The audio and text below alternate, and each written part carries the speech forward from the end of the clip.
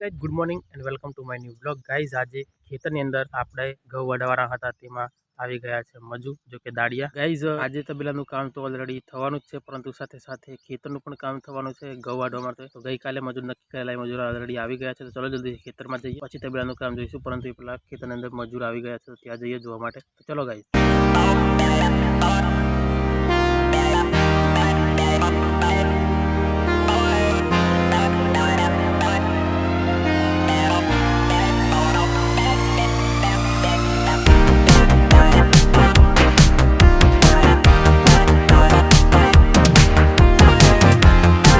Guys ખેતરમાં already મજૂર આવી ગયા છે તો દાડિયાથી કામ કરી રહ્યા છે ઘઉં વાઢવાનું તો અડધું થઈ ગયું છે. હું ત્યાં જોવા માટે ગયો તો ચા પાણી પણ આપી દીધું છે અમને. હવે ઓલરેડી તબેલાની વાત કરીએ તો તબેલાનું આજે કામ કરવાનું છે કોકરાનું જો કે કારણ કે અત્યારથી લેબર તો નથી આવ્યા પણ લેબરના જે મજૂર હોય એ મોકલ્યા છે અમને તો સમાંતર કરે છે કોકરો મારવા માટે. ચલો ગાઈઝ એ પણ જોઈએ અને પછી મારે થોડું કામ છે એટલા માટે હું થોડી ઓફિસમાં જઉં છું. ગામની અંદર જ ઓફિસ છે શું કામ છે તો હું તમને પછી નેક્સ્ટ ટાઈમ બતાવીશ પરંતુ તે તબેલાનું કામ જલ્દી જોઈએ પછી આપણે નીકળશું ગામની અંદર. મારે થોડું કંઈક કામ છે એટલા માટે પછી હું તમને બતાવીશ શું કામ છે બરાબર.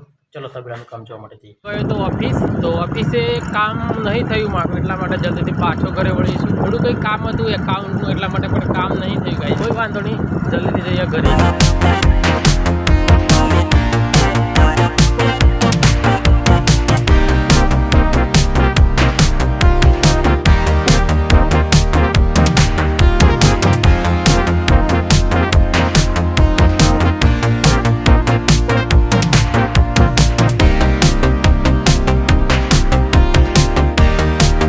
આજનું જે તબેલાનું કામ છે તમે જો વિડીયોના મારફતે જોઈ એ આજનું કામ છે. આજનું કામ છે જે પુરાણ અને સમતલ કરવાનું કામ છે. બાકી 3 જણા મજૂર છે તો 3 જણા મળી અને આ કામ કરે છે. તો ઓલરેડી ગમણની અંદર તો થોડુંક અડધું કોઈ બાકી છે, આટલું કોઈ બાકી છે, પછી ત્યાં થોડું બાકી છે, પછી આટલું તો ઓલરેડી થઈ ગયું છે. પેલા બાબા થોડુંક બાકી છે એ ગાઈસ હવે પતાવશે. તો ગઈકાલે આપણે અહીંયા પ્લાસ્ટર કરવાનું છે, કોકરો કરવાનો છે એ ગઈકાલે કરવામાં આવશે પરંતુ એ પહેલાં આજે આ જે કામ છે એ સમાંતર કરશે. પછી ઉપર પાણી છંટકાવ કરશે પાણીને પછી જો ઓલરેડી ટીપી અને પછી ઉપર કોકરો કરશે ગાઈસ. આ બાજુ દિવાલ પર અહીંયા ભેંસોએ બહુ બધું કાદેવ કર્યું હતું અને કાદેવ થકી અહીંયા દિવાલ પર બહુ બધું કાદેવ છોટ્યો છે. તો આ બધું આપણે સાફ કરી નાખશું જ્યારે તબેલો કમ્પ્લીટ થઈ જાય એટલે પછી આ બધું મોટર ચાલુ કરી અને બધું આખો તબેલો સાફ કરી દઈશું, કમ્પ્લીટ ક્લીન કરી દઈશું. પછી ભેંસોને અંદર બાંધશું કારણ કે આવું બધું સારું ના દેખાય એટલા માટે ગાઈસ. આ બધું ક્લીન કરશું પછી આપણે ભેંસોને અંદર બાંધશું પરંતુ સાફ કરવું જરૂરી છે કારણ કે અંદર જે પુરાણની માટી છે એ પુરાણની માટી આપણે ત્યાંથી લાવવામાં આવે છે. ઘઉંના ભૂસાના પોટલા પડ્યા એની બાજુ તમને નોર્મલ ખાડો દેખાતો ત્યાંથી મજૂર ખોદી અને લાવે છે અને અહીંયા પુરાણ કરે છે